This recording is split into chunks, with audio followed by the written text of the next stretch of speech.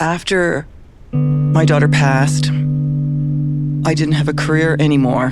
The details of the 24/7 caregiving you've given over the past 20 years, there's not a job title. What have you done in other people's minds?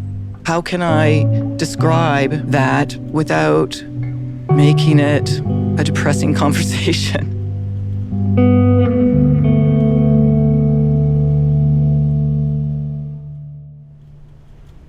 It's true that every family has their own challenges. Mine was the care of a beautiful, young, intelligent, funny daughter that could early on not hold a pen or a fork. Went from running as a toddler to a walker in first grade to a wheelchair in fourth grade. It wasn't until she probably started elementary school that I realized that, this is a full-time caregiving job. Once your child becomes an age where they should be able to do all their personal care, their feeding, that's really when I might have thought, this is a full-time job of caregiving. Like any person, you want your child to be as independent as possible. I was lucky. She was very intelligent. She was a hard worker. What I thought was, what do I need to do to make sure that she can be successful in middle school? What can she do so she's successful in high school? So the growth that she had in becoming independent to go to college, university was amazing. With the disease that my daughter had, it was generally accepted that she may live into her mid-20s, although there were some cases of people living into their 50s. And of course, that's what always buoyed us and gave us hope. She passed away at the age of 21. After caregiving that first couple months, those lonely moments, those empty times were very difficult. It was very important for me to think of positive memories and not the horrendous last 2 months of her hospital stay and death. We were left with the items that she needed to survive or live. It seemed like there was a lot of stuff: mobility chairs, wheelchairs, her other medical devices, cans of oxygen, pills. I remember actually having a dinner party and I hadn't cleaned it up. It was still a pretty horrendous situation. There was no door on this room. And I put this big piece of art leaning up against this folding table so people couldn't see all the stuff that I was still hadn't managed to get through. I was a bit lost at first.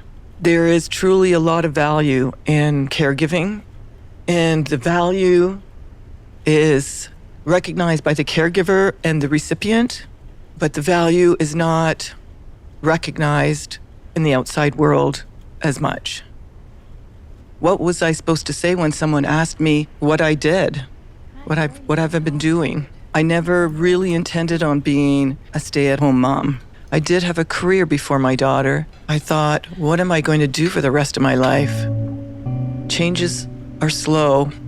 It was at least 6 months before the wheelchairs went. I didn't get rid of anything for a long time. You don't want to just throw out wheelchairs. And so I just thought it was really important to find people that could use and benefit from her devices. And then finally, I went through all of her stuff. I did it in small steps, and I, tried to whittle it down a little bit. It was very difficult to lose the memories of each individual item. There's light at the end of the tunnel. And now that we've started a software company, I feel at least I can say, I'm working for the family business, I'm self-employed. That is a little easier in social and business circles. I can't believe I'm saying this, but it's been 6.5 years since my daughter passed away.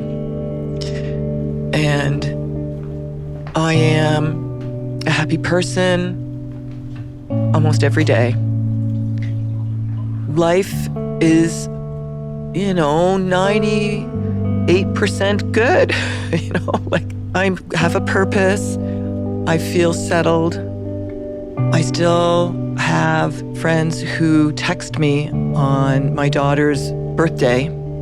It's nice for people to remember her, how wonderful my daughter had been, how successful my daughter had been, recognize the effort that a caregiver had given to the person they were caregiving. I just recently painted her room a different color. That was a massive step for me. I have a bunch of boxes of paperwork that I still have. I will go through again and enjoy another 5 years. That tells the story. It tells the story of, maybe it tells her story and my story. I was very proud of my daughter. I just wanted to say that.